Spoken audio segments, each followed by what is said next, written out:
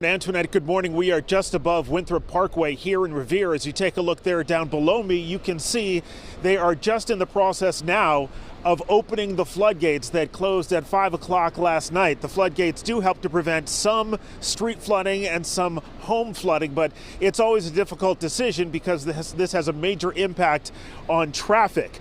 All this rain has been too much for some of the streets to handle. In Chelsea, Willow Street flooded just enough to strand motorists and keep tow truck drivers and police busy last night.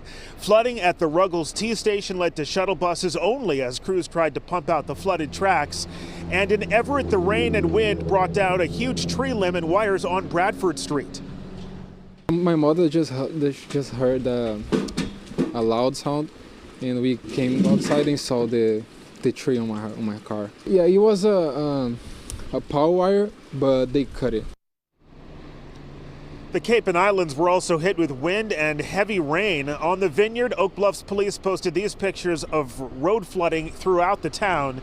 And another live look now at DCR crews now in the process of opening the floodgates here on Winthrop Parkway between Winthrop and Revere. This will obviously alleviate some of the congestion that would have happened for the morning commute and did happen last night. They're in the process of doing this right now. It should be open within a matter of minutes. We'll keep you posted throughout the morning. Reporting live in Revere, Todd Kiskiewicz, WCVB News Center 5. All right, Todd, thank you.